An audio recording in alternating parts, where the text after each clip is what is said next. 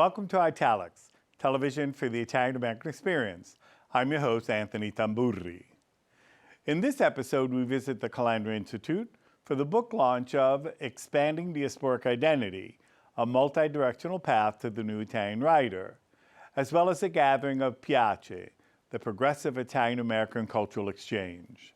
Later, we travel to Brooklyn to see John Miniero's exceptional Presepio.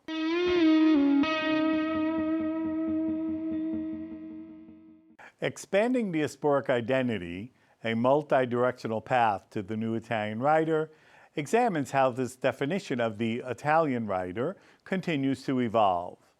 The book's cover features a painting by John Avelluto, who also introduces PIACE, a nonprofit organization dedicated to creating national spaces for artists, thinkers, and communities to challenge reductive narratives and reimagine Italian-American identity through culture, history, and creative practice. Thank everybody for coming out tonight. We're going to start off this meeting of PIACE with more of the events that we'd like to do moving forward in the future, so you can get a taste of what we want to continue doing and hopefully expand from there. I'd like to thank Anthony Julian Tamburri, PhD, this evening for opening up this space and for agreeing to do the presentation of his book, which is right over here, Expanding Diasporic Identity, a Multi-Directional Path to the New Italian Writer. Right, the emphasis is on the right spot on that one. So we'll be talking a lot about that tonight for the first hour, and then we'll move into our regular meeting. So the cover is by John Avelluto, and it's called Due Facce, Two Faces. And I just thought it was a perfect cover image for this book, because this is a Due Facce book, or it's going to create a Due Facce conversation.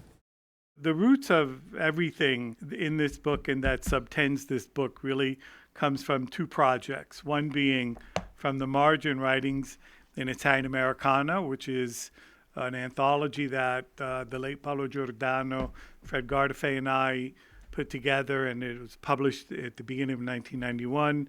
And this little book, pamphlet as they call it, you get a look later and see how young I was then. My hair was fairly long, called To Hyphenate or Not to Hyphenate. And I purposely used the hyphen just because of what it metaphorically represents. We basically, everybody in this room, to one degree or another, if you're here, you live on the hyphen. To one, you dance on the hyphen, you live on the hyphen, and that hyphen can be both positive and negative. It could be a unifying force, it could be a separating force. And so I decided to take issue with the use of the term Italian. On the one hand, we ourselves grew up thinking we were all Italian. Then we find out we're not Italian, we're Italo-Americans. But then we find out when we go to Italy, we're Americans. And so we have this sort of schizophrenia here on the one hand, right? But on the other hand, I thought, well, no, maybe we still are Italian.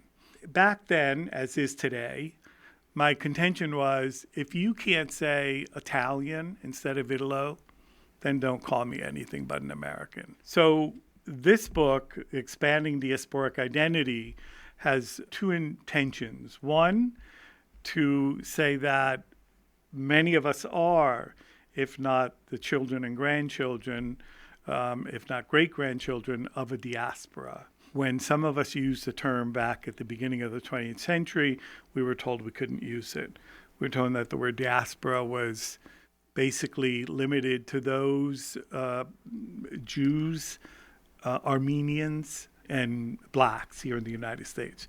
Those are the three groups to which you can use the term diaspora, and understandably so. I mean, they were running from being murdered in the case of the Jews and the Armenians, and they were put in chains and brought to another continent in the terms of blacks. But over the years, some of the early theorists started to open up a little bit, think a little bit more broadly, and felt that the term diaspora can refer to other groups. But yet, one actually made an argument against Italians being a diaspora. And so I just brought it back to the OED, involuntary need to move, basically. So a little bit being called Italo-American, a little bit then coming to study those many writers who live in this country who came here at 20, 25, 30, now they're 75, 80, 85, who write in Italian and who publish in Italian. They sort of lived on the hyphen, even though they didn't want to admit it.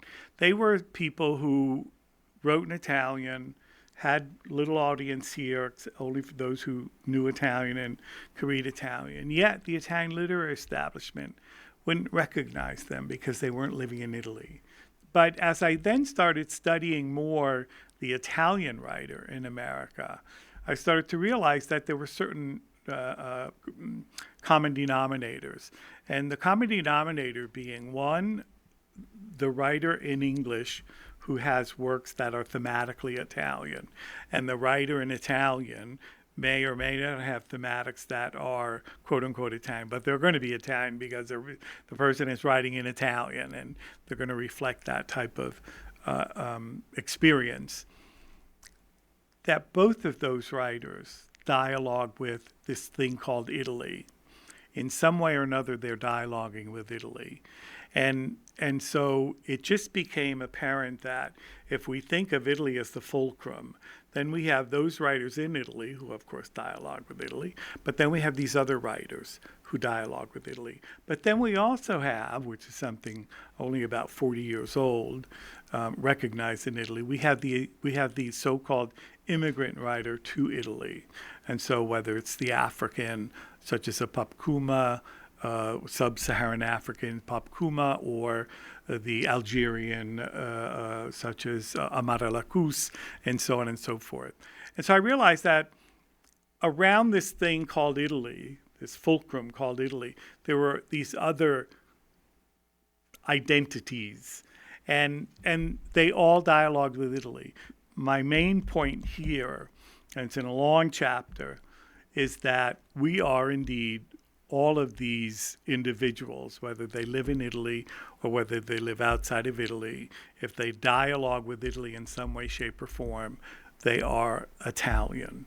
So that's my new stance today. They're no longer Italian/American, but they're Italian.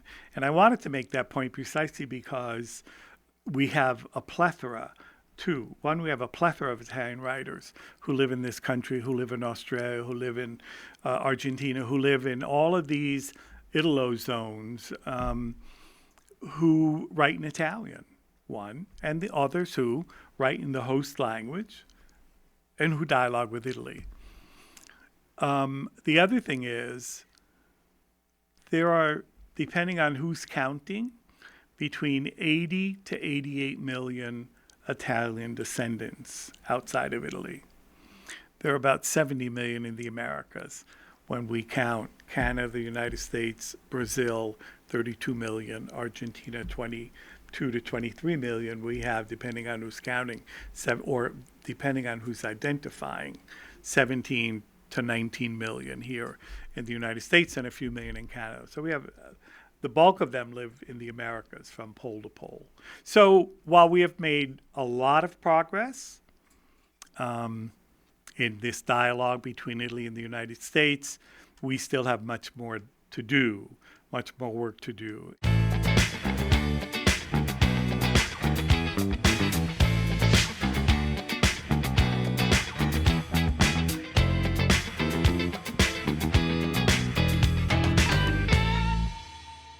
I had felt particularly alienated from many of these social clubs that I had experienced growing up in Brooklyn with. It was even tough for me to enter those places with my wife because they were not used to seeing women inside those spaces. There was no real connection between those places, and I feel like there was a lot of people out there that felt similarly to me. And more than felt it, I had a lot of friends who expressed that. So we put the word out there, and I found that we got a really great response, and a lot of people are interested in moving this forward. So I thought of a way to sort of like take more of the creative drive behind a lot of the people I know, and use that, because my background is in the arts, as a way to sort of reclaim a space for more progressive-minded Italian Americans that also do feel alienated from the stereotypical or even traditional ways that we would grown up in. But also a group that wants to discover more about their heritage and dig deeper into the history, the unexplored histories that have been sort of gotten no traction here in the United States. And sort of take those things back, reclaim them, reinvent them, and find a place where we could continue the traditions of showing out what it is that we think we would like to continue forward with. So, you know, in my head, I'm thinking about processions with tamburellas and abstract sculptures being carried by I don't know, 25 people, feats of strength, all that stuff. But for me, you know, again, my mind starts to go as the artist that I am, you know, things that can be really fun, but also have a place within everybody's life. You know, the functional aspects of it.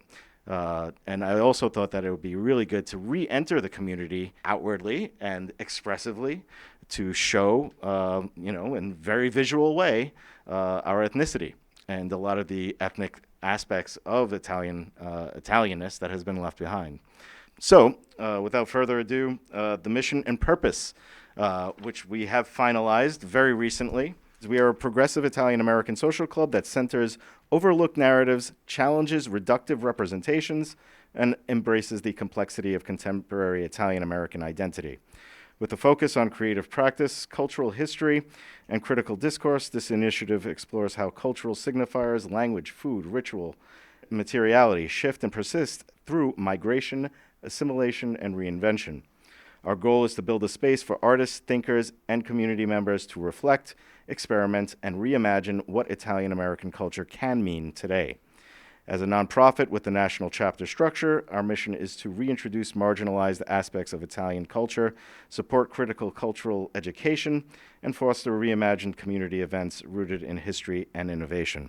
And that purpose of PIACE is to foster cultural exchange, education, and community engagement that recognize Italian-American identity as diverse, dynamic, and continually evolving within an interconnected world. We create spaces where artists, thinkers, and community members can share knowledge, reinterpret traditions, and imagine new forms of cultural expression. Through these efforts, PIACE nourishes dialogue, strengthens community bonds, and affirms the complexity of heritage without reducing it to a single definition. So that's kind of where we're at right now. I also felt like very drawn to do this for a while. And like, you know, this year just like bit the bullet and did it. And it felt so progressive. It was so progressive. We billed it as anti-fascist first. And, you know, and we also opened it to other cultures as well. Everyone was welcome and everyone knew they were safe. And so there was this interesting like nostalgia, but it had never happened before. There was something really special about having like an intimate gathering, and like people were like crying because there was like, I don't know what it is, but it like healed something. And, you know, and it's, so I think that, and I feel that about all of this, right? Like that's kind of what we're trying to do. I beg you to consider another category of Italian Americans that is growing very fast. The category I refer to is the very late last immigration from Italy that is growing since the 2000s, and that is experiencing an enormous problem with the children, because the children absorb Italian when they are small, because in the family you speak Italian, and then when they go to primary school or whatever it's called, the beginning, the K starting the 12th, they come back and they don't want to speak Italian anymore. They want to speak English and nothing else. So there is a problem in creating an understanding of identity. I think it is what we are talking about. All of this is richness, because what is happening right now, what has been happening in the last 25 years, is already creating another situation that needs to be addressed, needs to be understood, and needs to become part of us, of all of us. Thanks, everybody. This is pretty awesome. I'm pretty happy about the way this turned out and how everybody came through. It's perfect, it's wonderful, it was about time, and let's make it moving so that it becomes what we need. End of story.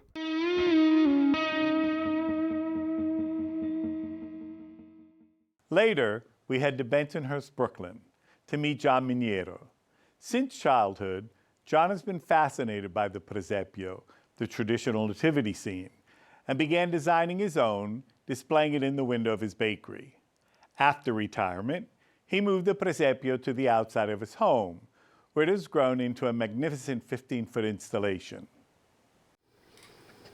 Italian aspettare.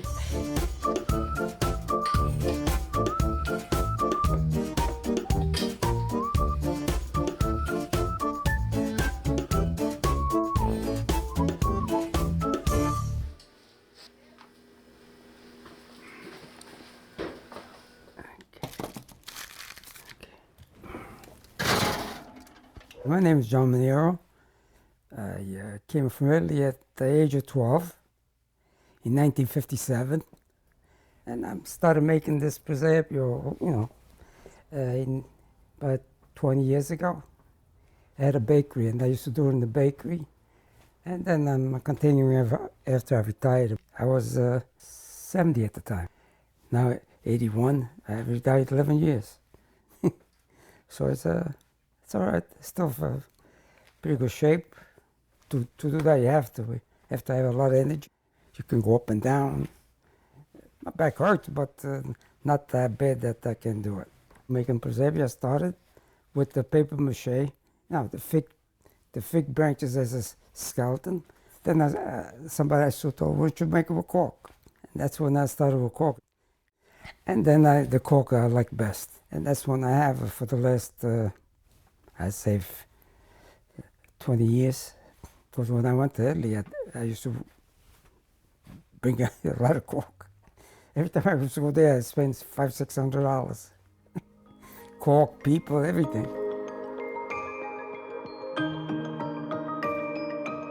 My father came in 55, and we came with my mother in 57. Took about 10 days, I think, at least 8-10 days at the time. We were 12, by 18 I was in Germany. I joined the army.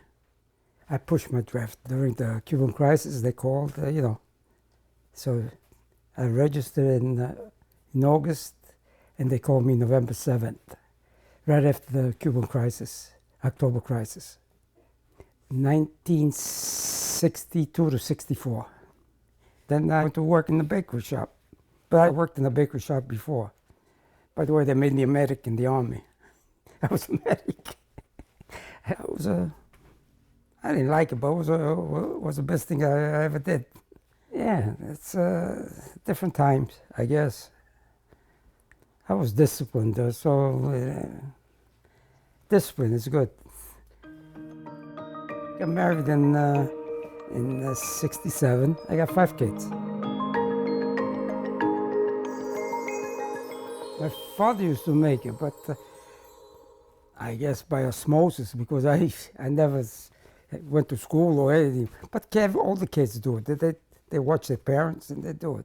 They don't do it this big because it takes money and time and space.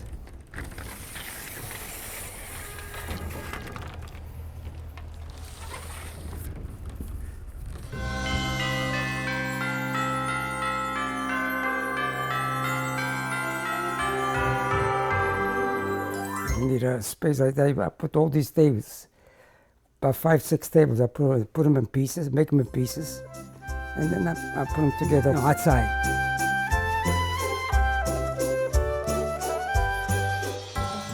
1, 2, 3, 4, 5, 6, 7, 8, 9, 10, 11, 12. All these they all screw together. If you notice, these screws all over. So there's about at least 300 pieces of cork.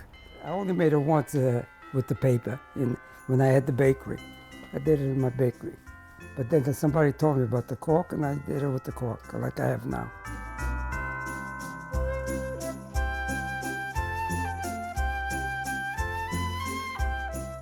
I remember I sent my cousin $500. I said, buy me, the pastori.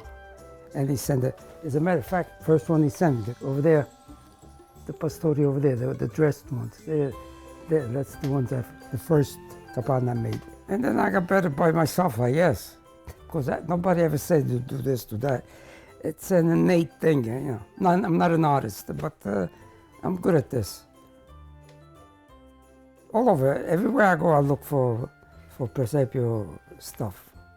It's something that you love to do, because if I don't love to do it, it's not religious fervor, but it's something I like to do.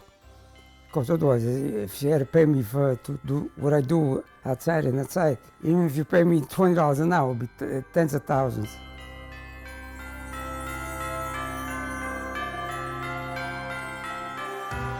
Let me check the pizza.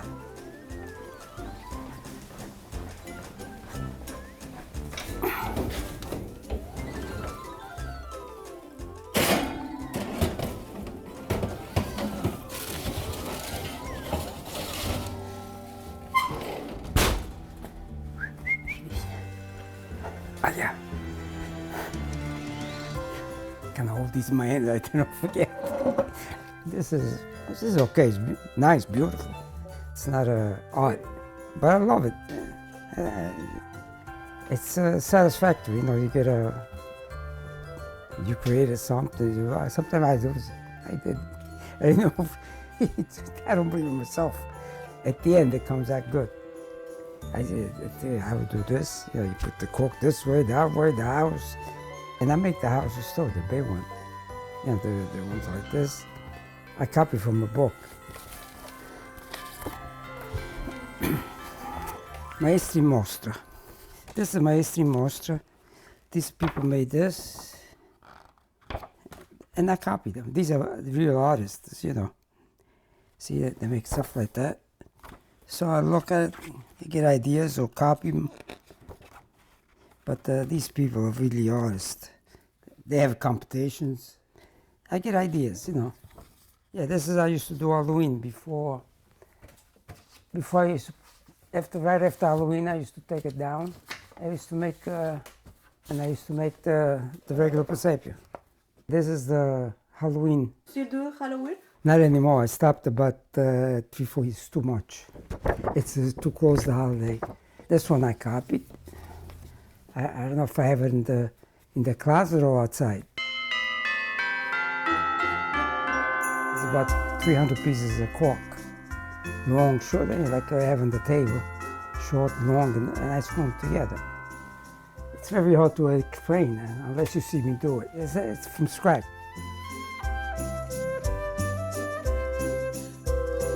About a month, 6 weeks. But sometimes I work 10 hours, sometimes I work 1 hour, sometimes I work 12 hours, if it rains outside or whatever. I have a lot of energy, as of today.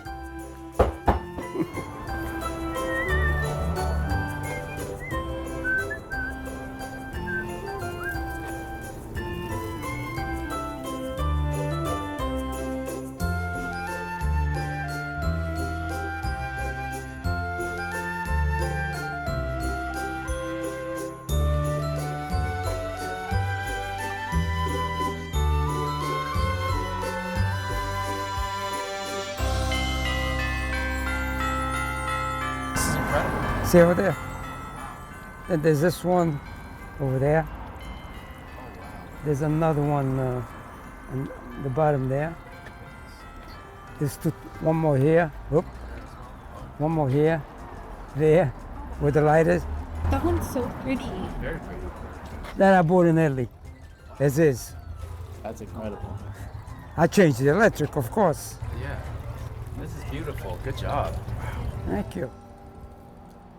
A lot of people, this is how long it takes to make it. I made a lot of friends with this.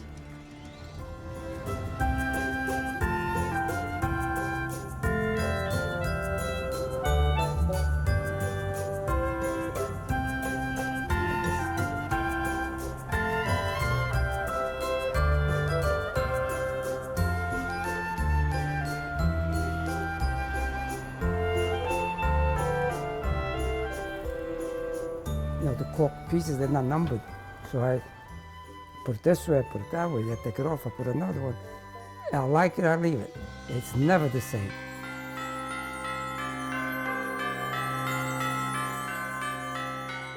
Whether I like it or not, that's exactly what I'm doing. Keeping the tradition and the cultural thing. It's a big thing. It's small for me, but a big thing for the Italian community. Just a second.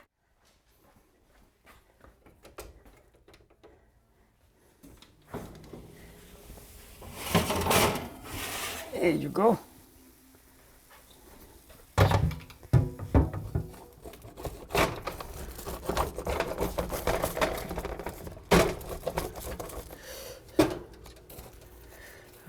Okay.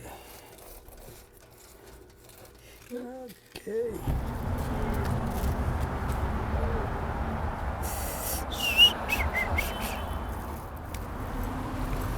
Okay.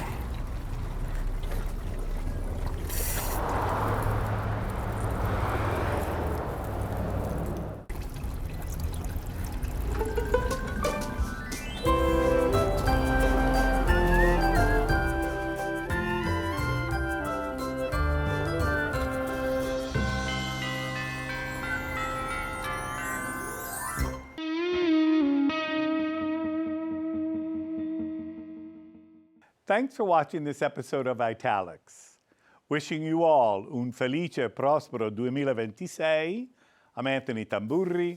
Arrivederci alla prossima puntata.